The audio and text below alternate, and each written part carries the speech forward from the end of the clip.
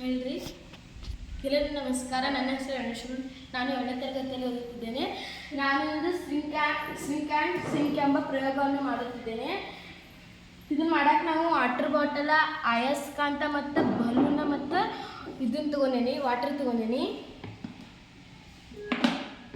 Cut ಮಾಡಿರಿ ಸರಿ. ನಾನು ಬಲೂನನ್ನು ಉಬ್ಬಿ ಅಯಸ್ಕಾಂತನ ದಾರದಿಂದ ಕಟ್ಟಿ ನಾವು ಇದ್ರಾಗ ವಾಟರ್ ಹಾಕಿ ಜೋತ್ ಬಿಡ್ತೇವೆ.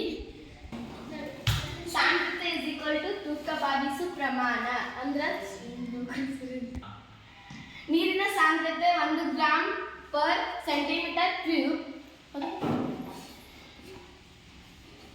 ಇಲ್ಲಿ ನೋಡ್ರಿ, ಬಲೂನ್ ಮತ್ತು ಅಯಸ್ಕಾಂತ ನೀರಿನಲ್ಲಿ ತೇಲಾಕತೈತಿ. ಅವಾಗ ಸಾಂದ್ರತೆ ಏನಾಗಿರ್ತೈತಿ, ಕಡಿಮೆ ಆಗಿರ್ತೈತಿ. ಅವಾಗ ನಾವು ಫೋರ್ಸಿಂದ ಇಲ್ಲಿ ಹತ್ತುತ್ತೇವಲ್ಲ, ಅವಾಗ ಪರಿಣಾಮ ಹೆಚ್ಚಾಕತಿ.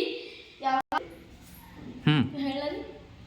ಈಗ ಬಲೂನ್ ಮತ್ತು ಅಯಸ್ಕಾಂತ ನೀರಿನಲ್ಲಿ ತೇಲ್ತಾ ಇದೆ, ಹಂಗಂದ್ರೆ ಸಾಂದ್ರತೆ ಹೆಚ್ಚಾಗಿದೆ. ಯಾವಾಗ ನಾವು ಇಲ್ಲಿ ಫೋರ್ಸಿಂದ ಕಡಿಮೆ ಆಗಿರೋದ್ರಿಂದ ಬಲೂನ್ ಮತ್ತು ಅಯಸ್ಕಾಂತ ನೀರಿನಾಗ ತೇಲಾಕತೈತಿ. ನಾವು ಯಾವಾಗ ಇಲ್ಲಿ ಫೋರ್ಸಿಂದ ಹತ್ತುತ್ತೇವಲ್ಲ, ಅವಾಗ ಬಲೂನ್ ಮತ್ತು ಅಯಸ್ಕಾಂತ ನೀರಿನಲ್ಲಿ ಮುಳುಗ್ತೈತಿ. ಯಾಕಂದ್ರೆ ಸಾಂದ್ರತೆ ಹೆಚ್ಚಾಗ್ತೈತಿ, ನೀರು ಪ್ರಮಾಣ ಕಡಿಮೆ ಆಗ್ತೈತಿ. ಯಾವಾಗ ನೀರಿನಲ್ಲಿ